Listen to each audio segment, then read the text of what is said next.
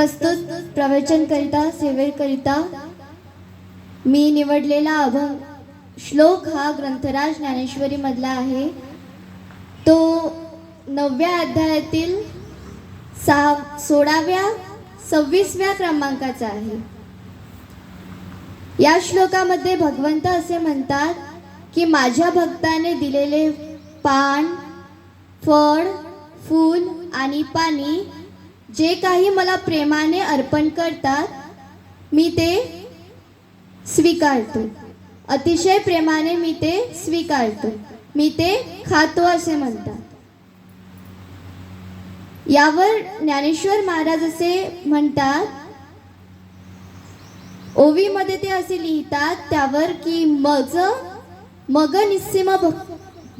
निस्सीम भाव उल्हासे मज आणावयाच्या मिसे फड एक ते आवळे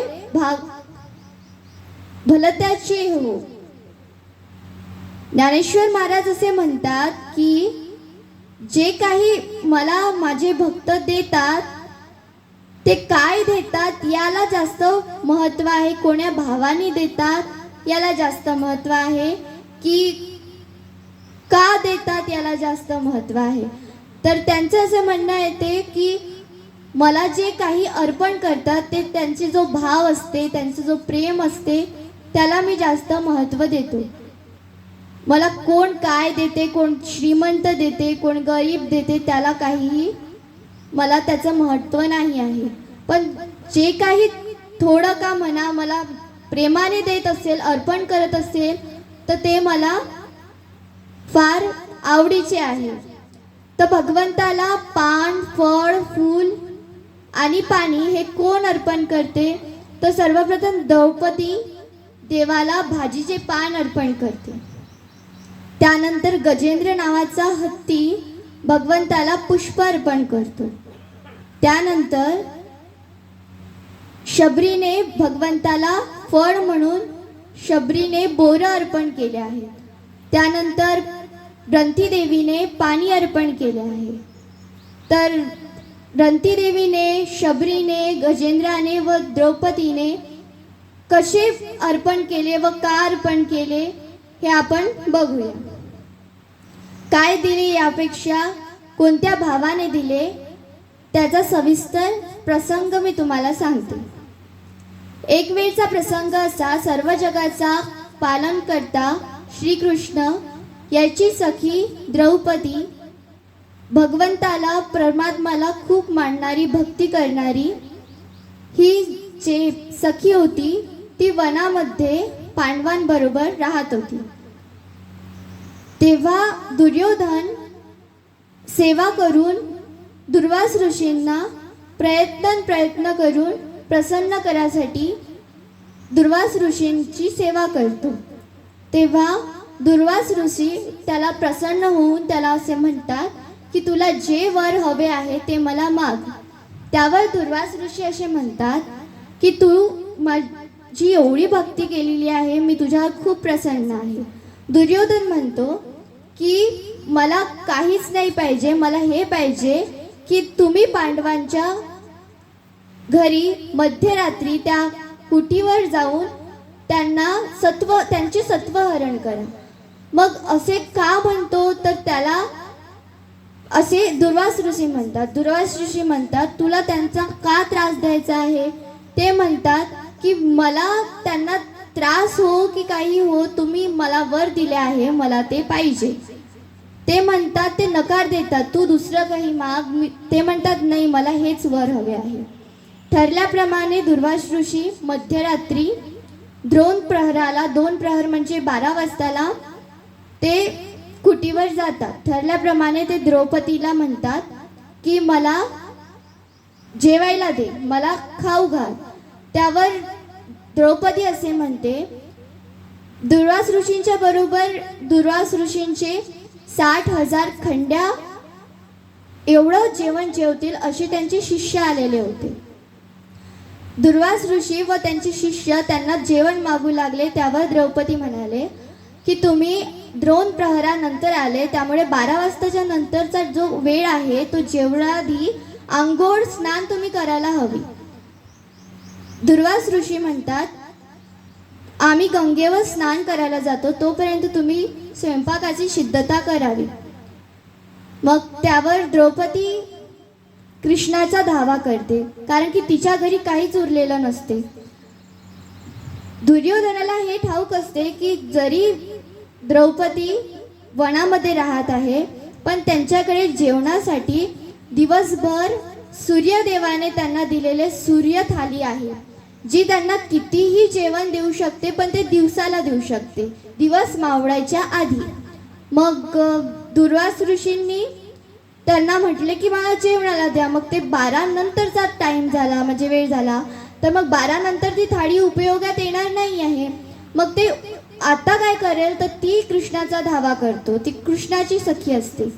मग कृष्ण येणार का, तर हो, कृष्ण तर नक्की येणार, कारण की जेव्हा त्यांची भक्ती करणारा जो कोणी व्यक्ती असते त्यांचा धावा करतो, कृष्णदेवा नक्कीच येतात. 12 प्रहराच्या नंतर कृष्णाशी जेवायला बसलेलेच असतात, तर त्यांना तो त्यांच्या सखीचा धावा ऐकू येतो. कृष्ण लगेच तिथे येतात आणि म्हणतात की हे सखी, मला खायला दे, मला खायला दे. त्यावर द्रौपदी असे म्हणते की मी कशाला खायला देऊ शकतो, मी कशासाठी केला हे तुम्हाला माहीतच असेल, तुमच्या मनातलं माझ्या मनातलं तुम्हाला माहीत आहे, ठाऊक आहे की मी का तुमचा धावा करते. माझ्या घरी दुर्वास ऋषींना व त्यांच्या शिष्यांना द्यायला सुद्धा काही नाही आहे, आणि तुम्हाला सुद्धा द्यायला काही नाही आहे, तुम्हीच माझी मदत करा. मग त्यावर श्रीकृष्ण म्हणतात की तुला ते सूर्य थाळी दिलेली आहे, सूर्य थाळी आण माझ्याजवळ, त्यात काही ना काही भाजीची पान तरी असेल. त्यावर मग कृष्ण असे म्हटल्यावर द्रौपदी म्हणते, नाही, मी ते आता स्वच्छ करून पालथी घातलेली आहे. त्यावर श्रीकृष्ण म्हणतात, आण, त्याला काहीतरी असेलच. त्यावर श्रीकृष्ण असे म्हणतात, तर मग द्रौपदी म्हणते, नाही, मी ते आत्ता स्वच्छ घातली आहे. पण म्हटल्यावर ते आणल्यावर आता श्रीकृष्णाला काय पान सुद्धा तयार करता येत नाही, तो तर भगवंतच आहे. त्यांनी ते पान तिथे निर्माण केले, एका साईडला त्या पालथीच्या आतमध्ये एका साईडला ते एक पान निर्माण केले व त्यांना तिला म्हणाले की ते घेऊन ये. मग ते घेऊन आल्यावर तिला ते पान दिसते, ती ते पान खूप प्रेमाने भगवंताला अर्पण करते. ते पान घेऊन खाऊन भगवंत तृप्तीची ढेकर देतात. जसे ते तृप्त होतात ते पान खाऊन, तसेच ते जे देव धारणा करायसाठी स्नान करायसाठी गेलेले जे दुर्वास ऋषी व त्यांचे शिष्य होते गंगेवर, त्यांना सुद्धा जेवण झाल्यासारखा भास होतो व त्यांचे पोट भरून जाते, ते तृप्त होऊन जातात, त्यांना अजिबात भूक राहिलेली नाहीये. मग जेव्हा हिमदादाला ते त्यांना जेवणासाठी पाठवतात तेव्हा ते येतात, तर ते म्हणतात की मला अजिबात भूक नाही आहे आणि आम्हाला कोणालाच भूक नाही आहे, आम्ही सगळे तृप्त झालो आहोत. तर असं द्रौपदीच्यासाठी श्रीकृष्णाने म्हणजे प्रेमापोटी ते फक्त छोट्याशा पानासाठी त्यांना तृप्त करून टाकला आणि तिची मदत केली. जसं छोटीशी गोष्टीसाठी अर्पण करून भगवंता फक्त प्रेमासाठी भुकेला असतो, असे त्यांची म्हणणं आहे. दुर्वास ऋषीनंतर तसंच उदाहरण देण्यासारखं झालं तर प्रेम भूलतो की मी भगवंत म्हणतात, पत्रम पुष्पम फलम तोयम, पाणी, पान, फळ आणि फूल मी खातो. मग हे खातो हे क्रियापद इथे योग्य नाही. फळ खातो ठीक आहे, पाणी पितो म्हणायला पाहिजे, फळ खातो, पान खातो, पुष्प खातो म्हणायला योग्य नाही. पण ते एवढ्या प्रेमात असतात की ते विसरून जातात की आपण काय म्हणतो आहे, त्या प्रेमात ते धुंद होऊन जातात की आपण क्रियापद कोणते वापरतो आहे. तर असे ते म्हणतात की प्रेमामध्ये मी विसरून जातो सगळं काही. असंच उदाहरण आहे, जगद्गुरु तुकोबारायांचं एक उदाहरण सांगतो तुम्हाला.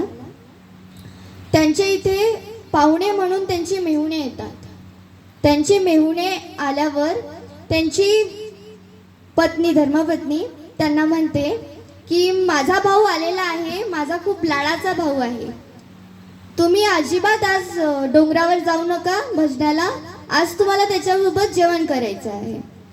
मग ते म्हणतात ठीक आहे, मी तुळशी वृंदावनाजवळ भजन करतो, आज मी जात नाही. भावाचं प्रेम एवढं असते की ते पण धुंद होऊन जाते आणि स्वयंपाकाला लागते तर मीठच टाकत नाही. पदार्थात अजिबात मीठ नसते, भाजीत मीठ नाही, पोळीत म्हणजे पोळीत नाही पण कशातच मीठ नाही टाकत आणि तिचं ते लक्ष नाही राहत त्यात. मग ते आपले भजन करत असतात, मेहुण्यांना भूक लागते. जिजाबाई त्यांना आवाज देते, म्हणते की लवकर जेवण करायला या, माझ्या भावाला भूक लागली आहे. मग भाऊ येऊन बसतो ताटावर, ते पण येऊन बसतात. त्यांचा वैष्णवदेव होतो, श्लोक म्हणतात आणि जेवणाला सुरुवात करतात. एक घास खाताच लक्षात येते की नाही भाजीत मीठ नाहीये. मग ते जेवत नाही, पण तुकाराम महाराजांना काही ते कळत नाही, ते जेवण करून घेतात. जेवण झाल्यावर तुळशी वृंदावनाजवळ जातात, एक पान स्वतः खातात, एक पान त्याला देतात. मग एक एक पान खाल्ल्यानंतर जेव्हा नंतर बसायला जाते जेवण करण्यासाठी त्यांची बायको, तर तिला कळते की नाही यात तर पानच नाही. मग ते म्हणते की माझा भाऊ तर उपाशीच राहिला, तुम्ही जेवण करून घेतलं. मग त्यावर तुकाराम महाराज म्हणतात कदाचित त्याला भूक नसेल, तो नसेल जेवला. त्यावर जिजाबाई असे म्हणतात त्याला भूक होती परंतु त्यात मीठच नव्हतं, तुम्हाला ते कळलं नाही का? त्यावर तुकाराम महाराज म्हणतात काय खातो आम्ही कासया सांगाते, हो आमची स्थिती आहे ही. याप्रमाणे देव द्रौपदीच्या प्रेमात विसरून जातात की आपण काय म्हणतोय, कोणतं क्रियापद वापरतोय. ते म्हणतात मी सगळं काही खातो, पाणी खातो, फळ खातो, पान खातो आणि पुष्पही खातो, एकच क्रियापद इथे वापरतात. असं द्रौपदीने भाजीचे पान अर्पण केले, तसेच त्यानंतर गजेंद्राने त्यांना पुष्प अर्पण केले. गजेंद्र हा एक अरण्यात राहणारा हत्ती होता. तो त्याच्या कुटुंबासह राहत होता. त्या कुटुंबामध्ये एक ऋतुमान नावाचे सरोवर होते. तो त्याच्या कुटुंबासोबत एक दिवस असाच अरण्यात फिरत असताना त्याला खूप तहान लागली असते, खूप ऊन असते. तर तहान लागली तर तो असा अरण्यात भटकत असतो पाणीच्या शोधात. मग त्याला एका ठिकाणून पाण्याचा गारवा जाणवतो. तो त्या मार्गाने जातो व त्याला एक ऋतुमान सरोवर म्हणून ते सरोवर भेटते. तो त्या सरोवरात शिरतो आणि त्याच्या कुटुंबही त्या सरोवरात शिरते. ते खूप आनंदाने तिथे जलक्रीडा करत असतात. एकमेकांच्या अंगावर पाणी फेकणे, ते पाणी पिणे, एकमेकांच्या अंगावर सोडणे, पाणी शिंपडणे. तसेच तिथे त्या वेळेत एक मगर येतो. तो मगर त्या गजेंद्र नावाच्या हत्तीच्या पायाला पकडतो. तो पाय सोडतच नाही. मगर आतमध्ये पाण्यामध्ये घेऊन जातो आणि गजेंद्र त्या मगराला काठावर न्यायला बघतो. असे करत त्यांचे युद्ध चालू राहते. ते इकडे ओढतात, ते इकडे ओढतात. मगर आतमध्ये आणि हत्ती बाहेर ओढत जातो. तर असे करता करता गजेंद्राला त्याचे कुटुंब मदत करते. सोंडेने पाय ओढू लागतात गजेंद्राला बाहेर नेण्यासाठी, किंवा मग शेपटी ओढू लागतात. असे करत काही वर्ष निघून जातात.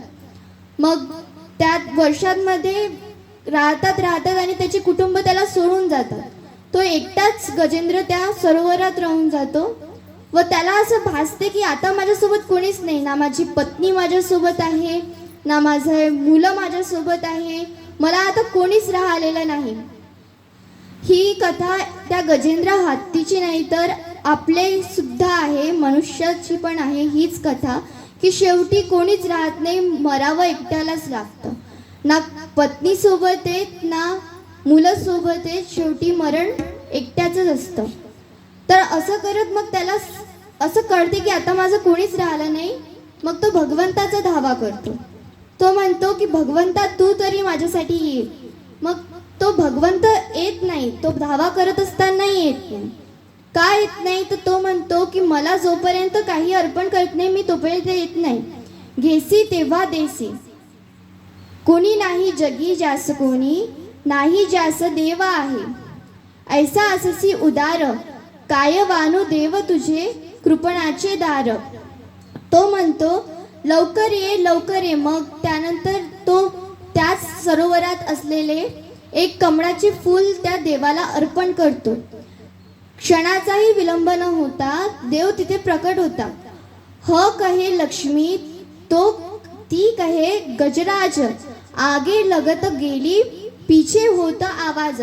आगे लगत गोली पीछे होता आवाज. जशी बंदुकाची गोळी मारताच आवाज होतो आणि लागून जाते, तसा ह आणि त, ती, ह आणि ती असं हत्ती उच्चार व्हायच्या आधी तिथे भगवंत प्रकट होतात. भगवंत त्याला त्या मगराच्या तावडीतून सोडवतात आणि त्याचा उद्धार करतात. उद्धार केल्यावर मगर असे म्हणतो की माझाही उद्धार करा. त्यावर मग भगवंत म्हणतो माझ्या भक्ताला तू त्रास दिला आणि मी तुझा उद्धार कसा करणार? मी तुझा उद्धार करणार नाही. त्यावेळी मगर असे म्हणतो की माझा उद्धार का करणार नाही? मी तुमच्या भक्ताचे पाय धरले आहे आणि तुम्ही तरी माझा उद्धार करणार नाही. मी साक्षात भगवंत पाहाला. मी भक्ताचा पाय पाहिल्यावर, पाय पकडल्यावर साक्षात भगवंत इथे प्रकटले भक्तासाठी. आणि मी आता कोणालाच भजन करू देणार नाही. मी सगळ्यांना हे सांगणार की मी भगवंत पाहला आणि त्यांनी माझा उद्धार केलेला नाही. पाय धरले भक्ताचे, पाय धरले हरिप्राप्तीसी, उपाय धरावे संताचे ते पाय. मग देव म्हणाले ठीक आहे, मी तुझा पण उद्धार करतो. मग त्याचा पण उद्धार झाला. हे सगळं घडले प्रेमामुळे. थोर प्रेमाचा भुकेला, हाशीची दुष्काळ तयाला. त्यानंतर शबरीने फळ अर्पण केले. शबरी ही एक भिल्ल जातीची मुलगी होती. तिचा विवाह तिच्या बाबांनी ठरवला होता. त्यासाठी तिच्या बाबांनी 50 बोकड्यांची दावण बांधली होती. शबरीला हे कळताच शबरी जंगलात अरण्यात पळून गेली. का? कारण की माझ्यामुळे जर 50 बोकड्यांचा जर जीव जात असेल तर मला हे लग्नच करायचे नाही. माझ्या बाबांना मी ओझं झाली असा तिचा विचार झाला की माझ्यामुळे जर कोणाचे तरी प्राण चालले आहे आणि माझ्या बाबांना माझ्यासाठी कोणाचे तरी प्राण घ्यावे लागले व त्यानंतर माझं लग्न ठरत असेल तर मला हे लग्न करायचे नाही. ती जाऊन एका मार्तंग ऋषीच्या आश्रमामध्ये जाते व झाडावर जाऊन बसते. तिचं असं म्हणणं असते मी आश्रमातही जाणार नाही, कारण की जर त्यांना मी ओझं झाली तर, माझ्या वडिलांना सुद्धा मी ओझं झाली तर मी आश्रमातील ऋषींना सुद्धा ओझं होऊ शकते. ती त्या झाडावरून उतरायचीच नाही. दिवसभर त्या झाडावर राहायची व रात्रीच्या समयी ती त्या झाडावरून उतरून त्या आश्रमात जाऊन तिथली स्वच्छता करून जे काही तिला खायला मिळेल ते खाऊन परत त्या झाडावर बसायची. असे तिने भरपूर दिवस केले. पण तिथले जे ऋषी होते त्यांना ते लक्षात आले की कोणीतरी संध्याकाळच्या समयी असलेला जो कचरा सकाळी सकाळी स्वच्छ कसा होतो, तर त्यांनी या गोष्टीचा शोध घेण्यासाठी त्यांच्या सर्व शिष्यांना बोलवलं. त्यांच्या शिष्यांना ते विचारू लागले की तुमच्यापैकी कोणीतरी ही इथली स्वच्छता करते, हे कार्य, ही सेवा कोण करतं? तर त्यावर ते म्हणाले की आम्ही तर करत नाही. प्रत्येकाला विचारण्यात त्याला प्रत्येक जण म्हणाला की आम्ही करत नाही. मग नेमकं करते तरी कोण? तर त्यांनी रात्रीच्या समयी तिथे थांबून कोण येतं काय येतं बघण्यासाठी त्यांनी त्या ठिकाणी येऊन त्या वेळी ते बघितलं. तर त्यांच्याही लक्षात आलं की शबरी ही येते, स्वच्छ करते, खायला घेते आणि चालली जाते. त्यांनी तिला विचारलं की का तू अशी का करते, इथे येऊन स्वच्छता करते? ती म्हणाली की मला सेवा घडते. माझ्यासोबत घडलेला हा असा प्रसंग आहे. ती पूर्ण प्रसंग त्यांना सांगते. मग ते ऋषी तिच्यावर खूप प्रसन्न होतात. ते म्हणतात, ते तिला आशीर्वाद देतात की तुला नक्कीच या सेवा केल्याबद्दल तुला प्रभू रामचंद्राची भेट होईल. प्रभू रामचंद्राची भेट होईल हे ऐकताच तिला खूप आनंद झाला. तिने त्या आशीर्वादावर विश्वास ठेवून प्रभू रामचंद्राची वाट पाहिली, वर्षोनवर्ष तिने वाट पाहिली, पण प्रभू रामचंद्र आल्यावर मी त्यांना काय देणार? मी त्यांना काहीतरी खायला द्यावे, म्हणून यासाठी तिने गोड गोड चाकून पाहिलेली बोरं त्यांच्यासाठी जमा करून ठेवली. आणि त्यांची वाट बघत तिला जी तरुण मुलगी होती, लग्नाची मुलगी होती, ती म्हातारी होईपर्यंत एका कुटीवर रानात राहिली आणि त्यांची वाट बघत बसली. एके दिवशी रामचंद्र सीतामाईचा शोध घेत घेत लक्ष्मणाबरोबर तिथे पोहोचले.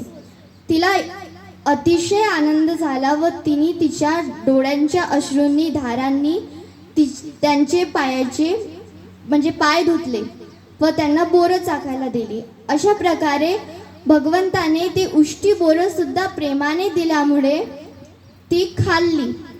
भगवंताला प्रेमाने दिलेले उष्टे बोरंही चालतात. चांगले तर चालतातच, उष्टेही चालतात. आपण चांगले सुद्धा देत नाही. गोपाल कृष्ण भगवान की जय. माऊली टाळ्या वाजवा. यांना लग्नाला जायचं. 20 मिनिटं 15 सांगितलं. एक मिनिट सांगते. आज मेरे राम जी का आवन होगा, शबरी के कुटिया का पावन होगा. आज मेरे राम जी का आवन होगा, शबरी के कुटिया का पावन होगा. आएंगे रघुराई तो मैं आसन पे बिठाऊंगी. आएंगे रघुराई तो मैं आसन पे बिठाऊंगी. मीठे मीठे बेर अपने हाथों से खिलाऊंगी. मीठे मीठे बेर अपने हाथों से खिलाऊंगी. साथ साथ लक्ष्मण जी का दर्शन होगा. आज मेरे राम जी का आवन होगा. आज मेरे राम जी का आवन होगा. शबरी की कुटिया का पावन होगा. सर्वांनी टाळ्या वाजवा ज्ञानेश्वरीसाठी. बाईने आधीच ऐकलं असतं तर 1 तास वेळ मिळाला असता प्रवचनामध्ये. काही हरकत नाही. पुढच्या वर्षी जी सीट पक्की झाली एका दिवसाच्या प्रवचनासाठी. अतिशय उत्कृष्ट आणि समर्पक आमच्या ज्ञानेश्वरीनी